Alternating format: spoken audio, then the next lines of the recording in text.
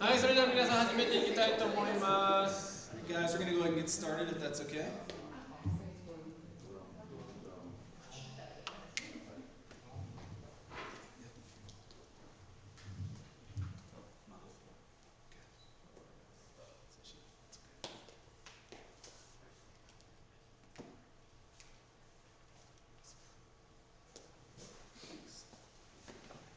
Good morning, everybody. My name is Brooks, and I'm one of the elders here at ANF. 私の名前はブルックスで ANF ニトリの長老です。And I haven't been here in Nagakute in quite a while, so it's really fun to get to be with you guys today. 長久手には結構久しぶりで、本当に皆さんと一緒にいることができて嬉しいです。And I'm really thankful for all the people who are joining us online as well. Thanks for being here, excited to share God's word with you. また、オンラインを通して参加している方たちも本当に歓迎します。皆さんと一緒にいることができて、また御言葉を分かち合うことができてすごく嬉しいです。Alright, so today I just want to talk about the question, what is the church? 今日は皆さんと一緒に教会とは何なのかということについて考えてみたいんです。So, yeah, just think in your mind, whenever I say the word church, what is the image that comes up in your mind? 皆さんぜひ教会という言葉を聞いたときに皆さんの中に頭に思い浮かぶイメージは何でしょう？ So I just did a quick Google search of the word kyokai in Japanese, and this is what came up. Google で私、教会ということを検索してみたらこれが出てきました。As you can see, it's mostly pictures of buildings. 明らかに建物ばっかりですね。And they're really nice, beautiful buildings, right? とっても美しい、綺麗な建物が多いんですね。Whenever I talk to my Japanese friends and I tell them that I go to church, then they always do something like this, or 私、友達に、日本人の友達に、教会行ってるよって言ったら、いつもなんか十字架のことやったり、こんなことやってるのって言われるんですね。And if some of them have been around Christians before, they'll ask me, are you Catholic? Are you a priest? それで、またちょっと教会について知っている方たちは、もしかしたら私聞くかもしれないです。カトリックの方ですかって、神父さんですかと聞くんですね。Because if you look up here at the top, narrow down your search a little bit more, there's different countries that you can look at in Europe where the Catholic Church is very prominent. これで検索した時には、いろんな国が出てきて、特に出てくるのはカトリック教会とか、そういうイメージが多いんですね。So probably a lot of people, when they have the image of church, they think about a building that you go to. だから多くの方たちが教会のことを考えるときには、なんかどこかに行って参加する建物と思ってると思います。And maybe you have a similar image in your mind. Maybe you tell people, I go to church. 皆さんも同じようなイメージを持っていて、教会に行くっていう表現を使うかもしれません。You go to the next slide. Even if you look at the kanji for church, it's really interesting what it's trying to express to us. 日本語の教会という名前自体にも漢字と出来上がってるんですけど、その漢字が持っている意味もあるわけなんですね。So church is sometimes in our mind a building, but also maybe it's a place where we go to learn things. だから教会という言葉の漢字を考えてみると、ただ単に行く建物だけじゃなくて、もしかしたら学ぶために集まる場所というイメージもあるかもしれません。Maybe the main thing that the church does is meet together and learn. そう考えると、教会がやっている一番大きなことは集まって学ぶこと。So then being part of a church just means that you go to a building where that happens and you sit and you learn things about God in your head, and then throughout the week you just try to remember the things that you learned. そうなるとどういう結論がなるかというと、ある建物に行って集まって神様について学んで、集まってそれを理解して戻ってきて1週間過ごしてまた戻ってくる。And the only problem with that is that that's not what the Bible tells us the church is. でもこの考え方の問題は、聖書はそれが教会であるとは説明していないんです。In the Bible, the church is not a place. 聖書によれば、教会は場所ではなく、 It's not primarily a meeting. ただに集まることでもなく、 In the Bible, the church is a people. 聖書の中の教会というのは人々です。And here in the book of Ephesians, which we're going to look at today, in chapter 1, Paul wants us to know that the church is more than a building. 今日はエペソビトの手紙の中から学ぶんですけど、一生見てみるとパオロが教えているのは、教会はただ単の建物ではないんだということがまず表現されていると思います。He wants us to know that the church is a people on whom God has poured out his extravagant grace. パオロがまず知ってほしいことは、教会とは神様に選ばれて集めた民であって、その上に神様の寛大な愛が注がれていた、愛されている人々なんだということです。So let's read together from Ephesians chapter 1. We're going to be looking at verses 1 through 14. それではエペソビトへの手紙の1章の1節から14節を見ていきたいんですけど、And the words will be up here on the screen. We're just going to read it in Japanese for the sake of time. スクリーンに載ってるので、日本語だけで読みたいと思います。1節から12節。はい。14ですね。14節。エペソビトの手紙の1章の1節から14節をお読みします。神の御心によるキリストイエスの使徒パウロから、キリストイエスにある忠実なエペソの生徒たちへ、私の父なる神と主イエス・キリストから恵みと平安があなた方にありますように。私の主イエス・キリストの父である神が褒めたたえられますように。神はキリストにあって天上にあるすべての霊的祝福を持って私を祝福してくださいました。すなわち神は世界のもといが据える前からその方にあって私を選び、見舞いに聖なる傷のないものにしようとされたのです。神は御心の良しとするところに従って私をイエス・キリストによってご自分の子にしようと愛を持ってあらかじめ定めておられました。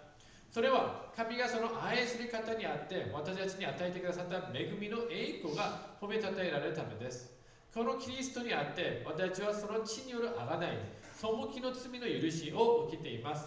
これは神の豊かな恵みによることです。この恵みを神がはあらゆる知恵と資料を持って私の上にあふれさせ、御心の奥義を私に知らせてくださいました。その奥義とは、キリストにあって神があらかじめお立ち手になって身旨に従い、時が満ちて計画が実行に移され、天にあるものも地にあるものも一切のものがキリストにあって一つに集められることです。またキリストにあって私は御国を受け継ぐものとなりました。すべてを御心による計画のままに行う方の目的に従い、あらかじめそのように定められていたのです。それは前からキリストに望みを置いていた私たちが神の栄光を褒めたたえられたのです。このキリストにあってあなた方もまた真理の言葉、あなた方の救いの福音を聞いてそれを信じたことにより約束の聖霊によって勝因を押されました。聖霊は私たちが御国を受け継ぐことの保証です。このことは私たちが贖われて神のものとされ、神の栄光が褒めたたえられるためです。アメン。Let's pray together. お祈りしましょう。God, this is your word. 神様、これはあなたの御言葉です。And these are your people. これはあなたの民です。And so I pray that you would send your spirit and you would speak to us. だからこそ聖霊様を送ってどうか私たちに語ってください。And would it all be for your glory? すべてがあなたの栄光のために行われますように。In Jesus' name. イエス様の皆によってお願いいたします。アメン。So my daughter Marley recently joined a hip hop group. 私の娘の周りは最近ヒップホップダンスクラブに参加しました。And I didn't think that was something that we would do here in Japan. 日本に来て娘がヒップホップに入るなんて考えてもなかったんです。But she really, really loves hip hop now. でも今はヒップホップが大好きなんですね。And the other day they had what's it called? Like a presentation of their hip hop dance. そう、この前はそのヒップホップで学んだダンスを披露その公演とかあったんですね。It was actually at a mall. モールでやりました。It was at Mozo Wonder City. モーザワンダシティモールでやりました。That's probably my favorite mall in Nagoya. 名古屋で一番好きな私のモールです。So we went to Mozo Wonder City, and right there in the middle of the mall, there were all these different people grouped together, maybe 100, 200 people. だからモーザワンダシティのモールの真ん中に本当にもう100人ぐらい、100人とか200人ぐらい集まってる場所があったんですね。And there were lots of parents there. Most of the people there were parents of the kids who were going to be performing, right? まあだからほとんどのそこに集まっていた人たちはその発表してもらうその子供たちの親だったんですね。And there were lots and lots of different teams or dance troops that were there to perform in front of everybody. そしていろんな場所からのダンスチームが来てそこで公演をしようとしてたんですね。And some of the dance teams were really, really good. すごく上手なチームもあったんです。Marley's team, まあちょっと。周りのチームはまあ普通に大丈夫でした。They weren't that great. まあ素晴らしくはなかったんですね。But she's my daughter. でも私の娘です。And so I thought it was awesome. だから私はいいなと思いました。So all the other parents are sitting there quietly and watching respectfully and kind だ of からほとんどの親たちは静かにまあお互いのことを考えて静かに見守っていたんですね。And they had a rule that you weren't supposed to take videos or pictures at all because they wanted to sell the professional video.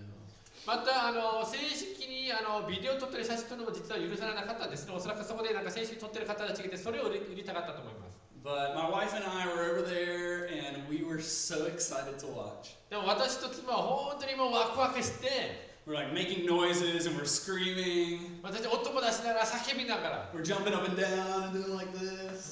飛びながら見ていたわけなんです。My wife's actually taking a video like secretly because she's so excited about it. 私の奥さんもあまりにも嬉しすぎて、実はちょっと内緒でビデオも撮っていたんですね。And all the people around us are just kind of like, what is going on? それもちろんの周りの人たちは明らかに、いや、この人たち大丈夫だなと思っていてみたいなわけなんですね。Like we're sweating and we're bothering everybody because we're freaking out so much over our daughter. うちは汗かきながらもみんなに迷惑かけながらだけど、娘のことでもう心いっぱいだったんです。And I can see my daughter like turning red while she's like.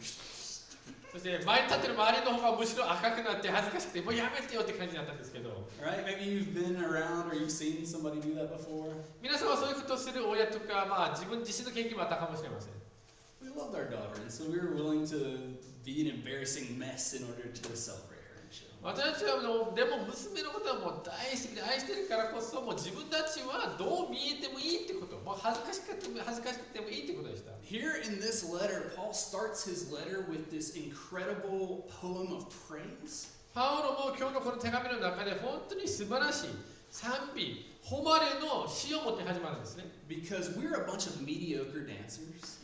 なぜかというと、うちらも同じようにもうあまり踊れない、下手くそな踊りしかできない者たちなんです。And the God of the universe is sweating and going crazy cheering for us because he loves us so much. でもこの世を全て創造した神様はもう汗をかきながらもうワイワイしながら喜びを持って私たちのことをお祝いしてるんです。He has poured out his extravagant grace on us to the point where it's almost embarrassing. 神様は私たちに寛大の愛を注いでくださって、うちら受け取る私たちにとってはもう恥ずかしいぐらいのものを注いでくださってるんですね。And we see that here in verse 3. これが3節でも見られると思います。It says that God has poured out every spiritual blessing that he has on us in Jesus. 聖書の中にこのように書かれています。神はキリストによって天井にあるすべての霊的祝福を持って私たちを祝福してくださいましたと。And then from verses 3 through 6, well, for the rest of the passage, he describes 3 different ways, especially that he's poured out his grace. その後、どのように神様がその恵みを注いでくださったのかを説明してくれるんですね、この後の箇所が。In verses 3 through 6, we see that the Father has chosen us to be adopted into his family. 3節から6節を見てみると、この神様は私のことを選んで子供として養子として受け入れてくれたんです。You can go to the next slide. I think there's a picture of John in there somewhere if you can find it. There we go. So this is a picture of my son John. これは息子のジョンです。About a year and a half ago, we adopted him into our family. 1年半年ぐらい前にうちらの家族の子供として養子として受け入れたんですね。And actually, as we went through the process, we didn't know what kind of child God would bring to us. 最初養子組のプロセスを始めた時にはどんな子供が与えられるかは全然分からず始めたんですね。Right? You just go and you sign up, hey, I want to adopt a child. あの場所に行って、はい、子供を養子したいですということを書類を書くわけで、And then the organization matches you with the child, and then you receive the child. それと団体から誰かを探して子供が授かるわけです。But there are a few things that you can put on the application about what kind of child you want. でも申請するときにある程度の、こういう子供ならいいですということは書けるんです。And I'm a little bit embarrassed to share this, but one of the things that we put on our application was that we didn't think that we could receive a child with special needs. でもちょっと恥ずかしいんですけど、実はそれを申請したときには特別な、障害があったり何か問題がある子は受け止めることはできないと思いますということを書きました。 Because we live here in Japan and our Japanese is not very good. ちょっとした理由としては日本に住んでるし、うちらは日本語はまだそんなうまくできないし、 We didn't know if we understood the medical system well enough to be able to provide the kind of care that they needed.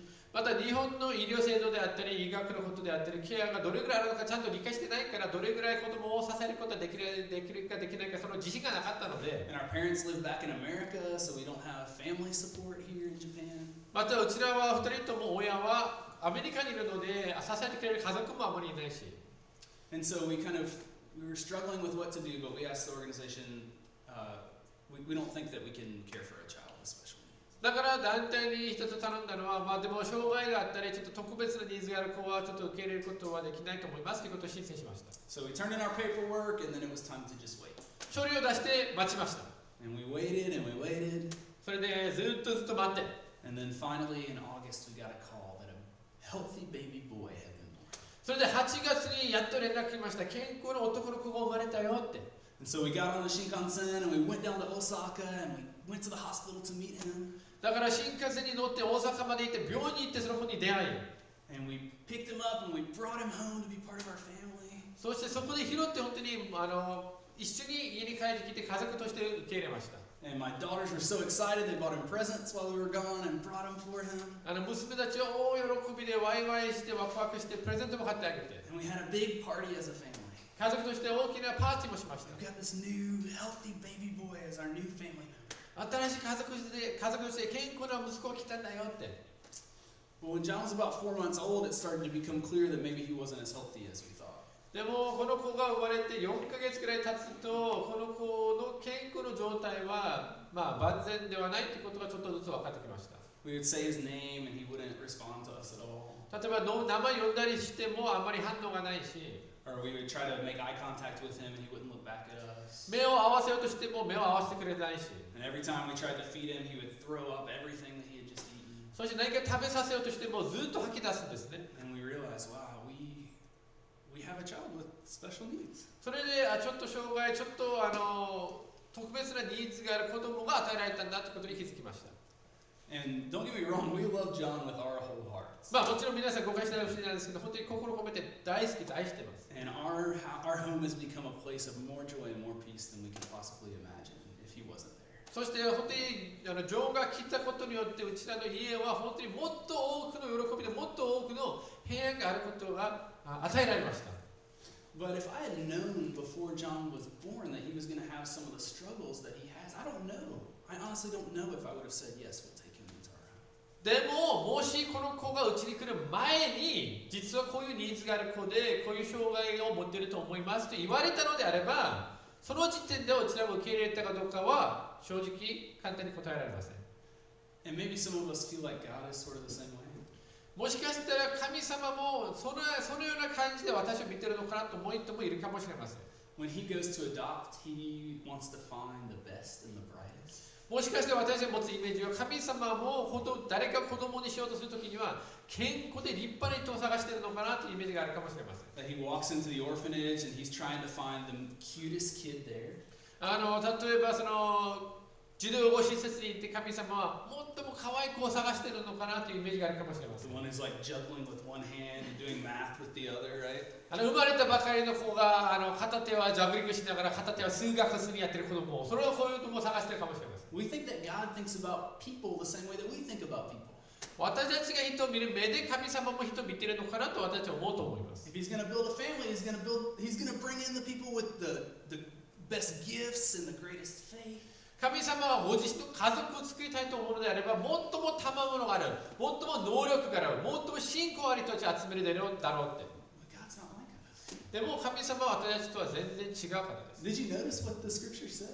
今日の箇所ではどのように教えられていたのか覚えてますか？ The Bible said before the foundation of the world, God chose to adopt us into his family. 聖書の教えは世界のもといを立てる前から神様は私のことをあらかじめ選んでいたんだと。 That means that was before we had any opportunity to do anything impressive to make God want to adopt us, そ right? れが言い換えると私たちは何かのこと神様に受け入れるために行動したり良いことしていたりする前の話なんです。 But it was also before we had any time to do anything awful for which God would reject us, right? いいことも悪いこともまだ何もしていない状況なんです。 But the Bible says that God knew exactly what kind of people we were going to be. それだけでなく聖書には神様が私たちがどのような人間になることもしていたんだということが書かれています。 So he wasn't like me adopting a child without knowing what was coming. だから私みたいに何も知らないまま子供を受け入れて育つっていう感じではなく、 The Bible says that God's more like the father who goes into the orphanage and he finds the child that is the most needy. 聖書の教えによれば神様はどういう方かというと、この神様である親は例えばそのような児童養護施設にいて最もニーズが多い子供を見つけ出して、 And he takes them and he brings them in his family. その子を選んで家族にしてくれることなんです。 He chooses them precisely because they're needy. いろんなニーズがあるからこそむしろ神様が選んでるんだと。So maybe you're here and you're the kind of person who's thinking, I can't become a Christian until I have more knowledge about who God is. もしこの中ではクリスチャンになることを考えながらも、いやでも自分はなれるのかなって、もうちょっと知識が必要なのかなと思うかもしれません。Or I need to kind of clean up my act a little bit. I need to look better so that God will want to have me and His family. それがもうちょっと自分の人生や生き方を変えないと、もうちょっと神様が喜び人にならないと、やっぱりまだクリスチャンになれないのかなと思うかもしれません。You need to know from this passage that you're not chosen based on how you perform, that you were chosen before the foundation of the world. 皆さんにしてほしいことは、この聖書箇所によれば皆さんは何かの行動をしたから選ばれたわけではなくて、世界の元が置かれる前からすでにもう選ばれていたんだということです。And maybe you're a Christian and you said, oh man, I've just messed up so many times. I don't know if God's still okay with me. またクリスチャンの方たちの中ではもしかしたらもうこんな罪を何度も犯して何度も繰り返してやってるんだけど、神様は私のことを今でも愛してくれるのかなという心配もある方もいるかもしれません。But you need to know that this is a God who could look into the future and know exactly how many times you're going to mess up. 皆さん知ってほしいことは、神様は将来のことも全部知っておられる方で、皆さんがどれぐらいの罪を犯すかも全部知っておられる方です。He knew exactly how hard it would be to care for you. 皆さんを面倒見るのはどれぐらい難しいか、神様は 100% 理解して選びました。He knew how sluggish you would be in your spiritual life. 皆さんの霊的成長がどれぐらいゆっくり進むかも知りながら、He knew how scared you would be to share your faith with other people. 皆さんが自分の信仰を他の人に分かち合うのが怖いということを知りながら、He knew how many times you'd run away. 皆さんが何度神様に逃げるか知りながら、 And He chose you anyway. それでもなお皆さんを神様は選んでくださったのです。 Because God is a God of lavish love. なぜかというと、神様は本当に寛大な愛を注ぐことができる神様なんです。 And it's embarrassing and it's overwhelming. 恥ずかしいほどであって、圧倒される愛であって、 But the Father has chosen you just the way you are. He adopted you as family. でも神様は皆さんをそのままの皆さんを受け入れて愛して選んでくださったんです。 And that's just the beginning. それが今日の話の始まりなんですね。 Because Paul goes on in verses 7 through 12 to tell us that the Son has actually ransomed us with His blood. なぜかというと、また7節から12節を見てみると、神様は御子イエス・キリストを通して、その血を通して私たちのことをあがらってくださったんだという表現を使っているんですね。And there's too much here to unpack it all, but let's just focus on the metaphor that Paul is using here, the metaphor of ransom. まあここで本当に話したいことはたくさんあるんですけど、このあがないという言葉についてちょっと考えてみましょう。Redemption in the scriptures was a pretty common word. まあ聖書の時代はあがなうって言葉は結構普通に使われていた言葉なんですね。 It's a little bit hard for us to understand because in our society there's not as much slavery. It's not based around slavery as much as it used to be in the Old Testament. 今の時代はあがなうという言葉はあまり使わない理由として一つは、今はこの奴隷制度とかしもべ制度っていうのはあまりないんですね、まあ、多くの国の中では。But back in that day it was really common for people to be slaves. でも昔の時代は、聖書の時代は誰かの奴隷となることは結構普通にあったことでした。 So maybe you had a debt that you needed to pay and you didn't have enough money to pay it. 例えばお金を借りて返す必要があるんだけど、返すお金がなくなった場合、 And so the person that you owed the money to would just take your land and they would take your house and they would make you work the land, but the money then would go to them.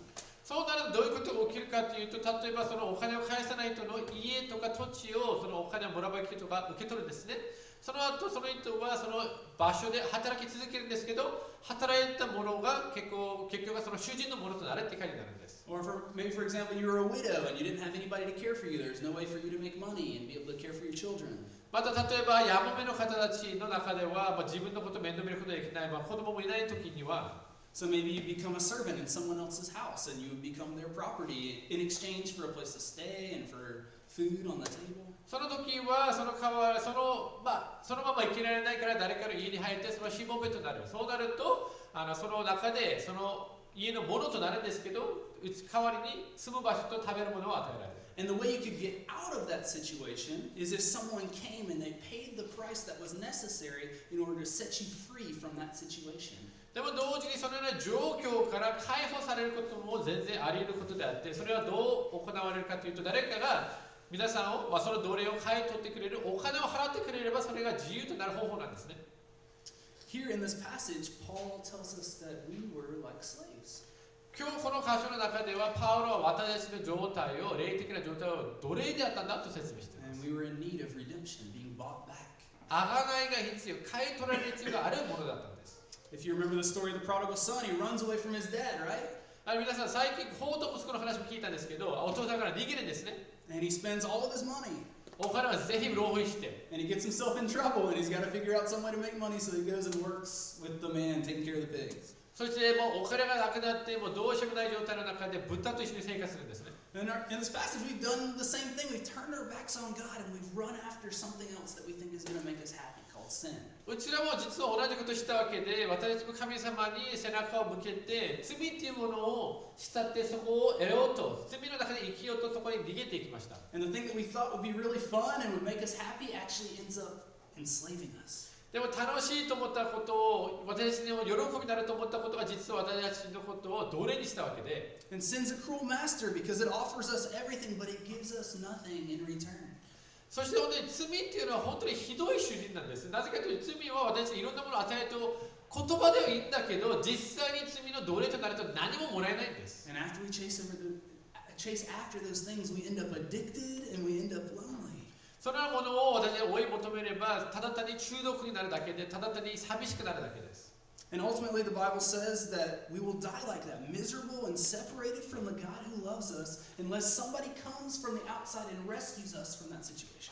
そして聖書の教えはこのように罪の奴隷となった私たちは誰かが助けてくれない限り、ただ単にそのような惨めな状態で悲しんで一人で死んでいくしかないんだということなんですけど、でも外から誰か助けてくれると状況は変わるんだという聖書を教えています。Now remember, we're already an adopted child that nobody else wanted, right?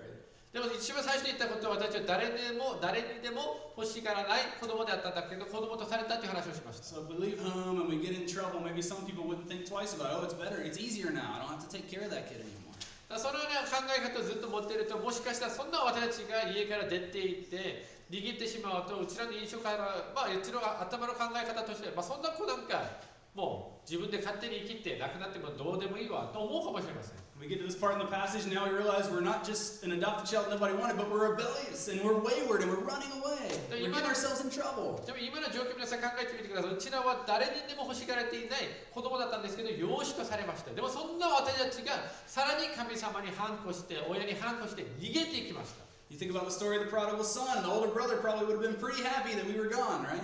そんな状況の中で皆さん、法と息子の話を考え出すと、うちらにお兄さんがいたのであれば、そのお兄さんはうちらが家から出たことを喜んでいたでしょう。But what Paul is telling us in this passage is that Jesus is the older brother who wasn't happy that we were gone, he was concerned.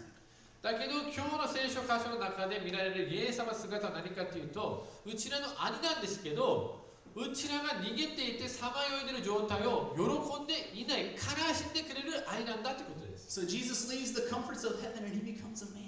だからこの兄であるイエス様は天にあるいろんな祝福と安心を置いといて人となってくださいました。And he searches everywhere for us, and he experiences all kinds of suffering in the process. そしてどこでも彼は探しに行ったし、またいろんな苦しみも彼は味わいました。But finally he finds us and he goes to the slave master and he pays to get us back with his own blood. それやっと私たちのことを見つけ出して、私たちの主人となった方にイエス様が自分の血を持ってその代価を払って私たちを買い取ってくださったんです。When he dies on the cross, it's as if he says, "Death, take me and let my poor brother go free." イエス様は十字架でかかって死んだのはまさに兄として彼は死に向かって私が死んでいいから私の弟を私の妹を自由にさせてよってことなんです。I can't stand to see him separated from the Father like that. 父なる神様から離れている状態を私は放っておくことはできないんだ。So the Father's adopted us. だから父は私たちを子供とし、And the Son has redeemed the church. そして御子が教会をあがない。That is incredible, extravagant love from God. これは本当に信じられないほどの寛大な神様からの愛なんです。But Paul's not done. He wants us to know at least one more thing. でもそこでもまだパウロは終わってないんです。もうちょっと一つのことを知ってほしいんです。So he says the third movement of God's extravagant grace in verses 13 and 14 is that the Spirit comes to indwell God's church. 次の13節と14節で見られるのは、これが3番目の神様の寛大な恵みなんですけど、それは神様がご自身の御霊を教会に送ってくださったんだということです。Maybe you have tried to purchase like a house or an apartment before. 皆さん、家とかアパートを購入しようと、買おうとしたことありますか？ And when you do that, you have to put a little bit of money down at the beginning, right? 最初に家とかを買ったり、借りる時でも最初にまず払うべきちょっと報奨金みたいなものを払う必要があるんですね。And the reason you do that is so that the person that you're paying knows, hey, there's more to come. We're good for the money. それをやる理由は相手も本当にこの人お金払えるんだ。だから最初からこれぐらいのお金を払うことができるんだということを保証、安全、保証するためなんですね。In this passage, we find out the Holy Spirit is the same thing. 皆さん、今日の聖書箇所の中では聖霊様がそのような役割をしているんだということを教えられています。We've been adopted into God's family, and then we've run away, and we've been redeemed by the Son. 私たちは神様によって子供とされ、でも逃げていたんだけど、それがまた御子によって贖われ。And it'd be easy for us to think, well, I don't get any share of the inheritance because of the way I've been acting. そう考えると私たちは、いや、こんな生活し、こんなことしてしまった私はもう神様からでもこれ以上受けるものはないでしょと思うわけなんですけど。But God wants us to know that we have been totally forgiven and totally received, and so He gives us this down payment of what's to come, our inheritance called the Holy Spirit. だから神様は私たちに本当に全ての祝福があなたのために用意されているんだ。またあなたたちの最後は保証されているんだということを教えるために前もって御霊を聖霊様を私たちに与えてくださったんです。The inheritance that we're going to receive from God is eternity with Him forever. 私たちが受け取る最後の神様からの遺産っていうのは永遠を神様と共に過ごすんだという約束であって、And the Holy Spirit is the down payment of that promise. その保証金として、その証人として与えられて、今すでに与えられているのが神様の御霊、聖霊様なんです。Is there anybody here that has a hard time believing that heaven is real? この中でもしかして本当に神様は私のために天国を与えるのっていうことを聞いて疑いとっていますか？ I mean, you're living in this world and it's hard to imagine a place with no more tears. この世の中で生きていると確かに涙も悲しみもない場所なんか想像するの難しいと思います。 A place with no more suffering. 悲しみも苦しみもない場所。A place where we actually get to see Jesus face to face and he doesn't feel so distant anymore. イエス様と顔と顔を合わせて会うことができる場所、本当に親密な場所でイエス様と接することができる場所。That's pretty hard for me to believe, honestly. 私にとっても正直に想像しにくい場所です。But if it's true, I really want to experience that. でも本当であればもちろんそれを味わいたいです。And I want to experience it now. I don't want to wait. そして今それが味わいたいんです。 Right, I'm like a kid who knows that he's getting this bike for Christmas, and so he's going downstairs and trying to figure out where it is, searching through all the closets because he wants it now. 私はどんな感じかというと、もうクリスマスに親から自転車もらえるんだってことを知ってる子であって、そしてもうすでに親が買ってあって家のどこかにあるからそれを探しに行きたいという気持ちの子供なんです。 So here's the good news. This is what the Holy Spirit does. でも良い知らせはこれです。聖霊様の役割はこれです。 He takes what's going to be true of us in heaven and he brings it into our present experience. 聖霊様の一つの働きというのは将来において真実である私たちのものとなるその約束を、その永遠を今の私たちにちょっと味見として与えることができる方なんです。 In that time, we're going to be face to face with God, but for now, the Holy Spirit comes and He dwells inside of us so that we can be together with God no matter where we go. その日は明確に神様を顔と顔で合わせて会うんだけど、今は聖霊様を通してその神様と交わりができるんです。 That's going to be a place of peace while the world is a place of chaos. But if we have the Holy Spirit, we still can experience peace even now. 後から来る世界はもう平安しかない世界なんであって、今私が住んでいる世界は混沌の世界なんですけど、聖霊様が共にいるのであれば、今この混沌の世界の中でも神様による平安を味わうことができるんです。 In the midst of a world that's freaking out about a really crazy virus, 今この世の中に本当に怖いウイルスが回っていて、いろんな人たちが慌てています。 if the Holy Spirit, God Himself, is inside of you saying, I'm in charge, it's going to be okay. でも聖霊様が私の心に言ってくださり、その聖霊様が大丈夫だよって、私は全てのことを知ってるからって言ってくれると、 then the church can be a community of peace. 教会は本当に平安が味わうことができる共同体となるでしょう。 When everybody's fighting over whether or not they can get toilet paper and enough masks and enough hand sanitizer to stay healthy. 今世の中では自分の立場を守るためにはトイレペッパーが必要、マスクが必要、もう消毒するものが必要ということで、それで戦ったり喧嘩してるんですけど、I heard stories of Christians who are buying extras so that they can give their stuff away. 私が聞いた話の中では、クリスチャンの方たちはたくさん買うんだけど、それは自分のためではなくて、あげるために、いろんな人たちに配るために買ってる人たちもいるんだということを聞きました。Because they believe that God is with them and that He's in charge. なぜかというと、神様が共にいて、神様が全てのことを支配しているから大丈夫なんだという気持ちから来るんです。And the church is becoming a people who are like an outpost of heaven, even though heaven isn't here yet. だから教会はどんな場所になれるかというと、まだ天国は来てないんだけど、その天国の門のような、天国の前味のような場所となれるんです。So the Father's adopted us. だから神は私たちのことを養子としてくださる。The Son's redeemed us. 御子は私たちのことをあがなってくださり。And the Holy Spirit is now indwelling us. そして御霊は私たちのうちにおられるんです。And we don't deserve any of it. でもこの全てのものを私たちが受けるのにふさわしくないものなんです。So why do you do it? ならば、なぜ神様はこんなことをしたんでしょうか。After you hear about the Father electing us or choosing us, we see in verse 6 that the reason is to the praise of His glorious grace. 神様が私たちのことを選んでくださったんだということを読んで、6節を見てみると、その理由は恵みの栄光が褒めたたえられるためですということが書かれています。And after we see that the Son redeemed us by dying on the cross for us, we see He did it to the praise of His glory. また、御子が私たちのことをあがなってくださったんだということを読んでから12節見てみると、またその理由は神の栄光を褒めたたえるためですと。And if we look at verse 14, we see that the reason the Holy Spirit comes and indwells us and gives us a taste of what heaven's going to be like is for the glory of God. また14節を見てみても、私たちに聖霊様が与えた理由も、その全てが神の栄光が褒めたたえるためなんだと。Last story. There's a thing that's been happening at my house recently as we eat dinner. 最後の話をしたいと思います。私の家で夜ご飯の時に起きることがあるんですね。My girls came up with a game called 1, 2, 3, Yay. 私の娘たちが作った新しいゲームがあって、そのゲームは123イエーイです。So because John doesn't really respond to like normal speaking, he sometimes responds to really loud noises. ジョー君はまだ普通の会話はあまり聞き取ることはできないんですけど、大きな音を出すと反応するんですね。And so while we're eating dinner, everybody's talking, except my girls look over and they realize John's just kind of in his own world. こちらはご飯食べながらみんなワイワイしている時に、娘たちがたまにジョーを見てみると、ジョーはもう自分の世界に入ってるんですね。And in order to kind of bring John into the moment and just kind of celebrate him and make him be part of the family, we say 1, 2, 3, and then we yell yay as loud as we can.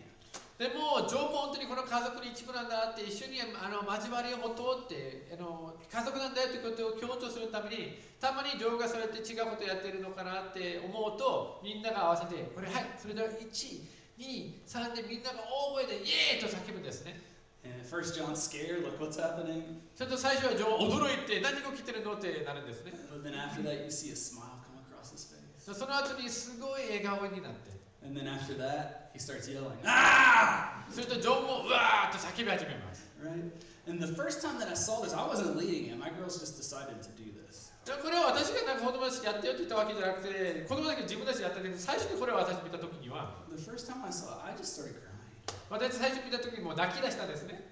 I thought, here's this child who's originally was not supposed to be part of our family. この子はうちの家族として生まれた子じゃないんです。He's sitting over there in his own world with nothing really to contribute to our dinner. そして彼はもう自分の世界に入っていて、うちらの家族に何か彼が与えることができるものは実はないんですね。And my girls are screaming and yelling and celebrating. でもうちの娘たちはもう喜びながら、もう嬉しくて、もうお祝いしてるんです、彼の存在。Because they wanted to be part of the family. They wanted to know you're one of us. You're part of it. Let's participate together. 家族になってるんだよって、あなたも家族だよって、一緒に遊ぼうよって、一緒に家族になろうよってことを彼女たちが伝えてるわけなんですね。But what's amazing is to be one of the people on the outside watching that happen. でまた素晴らしいことは、感謝なことは、それを外から見てる私たちの立場なんです。私の立場なんですね。Such lavish, wasteful love being poured out on this child. 本当に寛大で豊かで、ある意味宝刀と呼ばれるぐらい、ただ単に無駄に与えてるんだということを思うほどの愛を注いでるんですけど、I can't help but celebrate as well. そうするとでも私も嬉しくなります。 That's the point of God pouring out His love on us. 神様が私たちにその愛を注いでくださったんだということはそういう感じなんです。 As people look and see, these people don't deserve any love, and yet the God of the universe is celebrating extravagantly, pouring out His love over them. この世の、基準からすると私たちは神様に愛されるために何も知っているわけでもなくて、神様の愛をもらう資格さえないそんな者たちなんですけど、神様は寛大にご自身の愛を恵みを私たちにいっぱい注いでくださっているんです。 It's supposed to make the world around us burst into tears. それを見ている世界はその現実をした時には驚いて感謝で、また驚いて本当にびっくりして感動して泣くべきなのかなと思います。 So in order to be the church, だから教会となるために I think God wants us to just do three things really simply. 簡単に3つのことを神様は私たちに望んでいるのかなと思います。 First one is just rest secure in the love that God had for us before creation even began. まずは世界の元を作られる前から私たちに注いでくださっていったその愛の中に安心してとどまることなんです。 There's nothing you can do good to make God love you more, and there's nothing you can do less. There's nothing bad you can do to make God love you less. 皆さん忘れないでください。皆さんが何か良いことをして神様の愛をさらに得ることもできないわけであって、また同時に皆さんが何か悪いことをした時に神様からの愛が減るわけでもないんです。 So we should be the most secure people in the whole world. これが真実であれば私たちは最も安心がある人たちになるでしょう。 When the world's going crazy, we should know God's got it and He loves us. この世界は本当に暴れてるし心配してるんだけど、うちらは神様によって守られてるんだということで安心があるはずです。 I think second, God just wants us to be a really honest people. 2番目、神様は私たちに正直素直となってほしいんだと思います。 If we're elected and we're saved, then we don't have to pretend that we're better than we really are. 選ばれてあがなわれているのであれば私たちはいいふりをする必要もないんです。 We can be honest about our weakness with each other. 弱さを正直に言えるはずだし、 We can be honest with our weakness about other people. 他の人たちの前で自分の弱さを言ってもいいし、 Because actually when we're honest about how weak we are, it makes the extravagant love of God for us more clear. なぜかというと私の弱さと罪を正直に告白すれば告白するほど神様の愛が大きくなるわけなんです。 And third, I think God just wants us to respond in worship. 3番目、神様は私たちに礼拝をもって応答してほしいんだと思います。 He poured out His extravagant love on you to the praise of His glorious grace. 神様はご自身の寛大な愛を皆さんに注いでくださったのは神様の栄光のためなんです。 So let's worship together. だから神様に栄光を捧げましょう。 And let's invite other people to come, broken sinners, messed up, weak, helpless, to experience the love of God and then show other people what it's like to live in the lavish love of God. そして他にも砕かれた、他にも罪だらけで汚れてる汚い弱いその人たちを一緒に集めて一緒に神様の愛を受けて神様に一緒に賛美を捧げましょうということを私たちが招き導くことになるでしょう。 Let's pray. お祈りしましょう。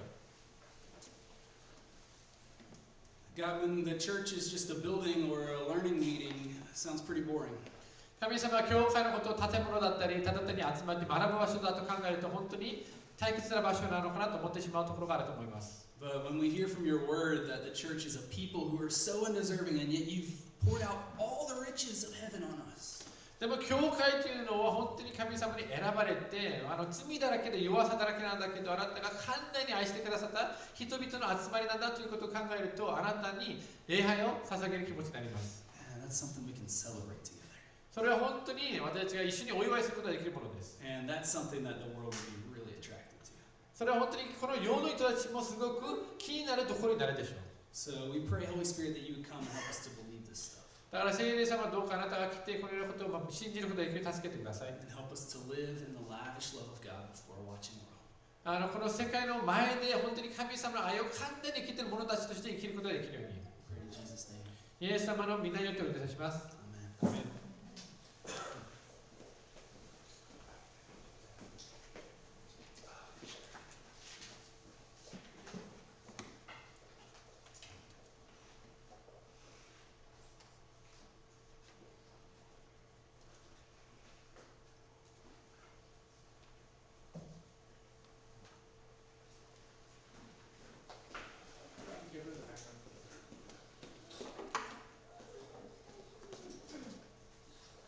皆さん立って最後の賛美を捧げましょう。Let's all stand and sing this song as a response.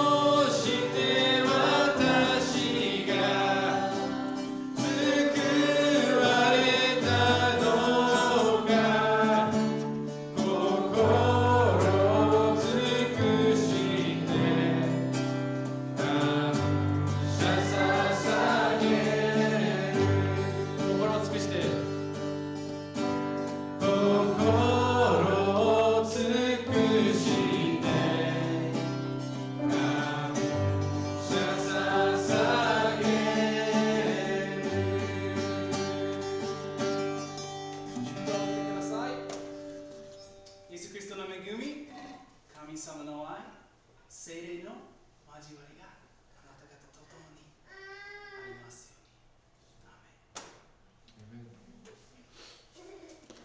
皆さんどうぞ座ってください。Please take a seat.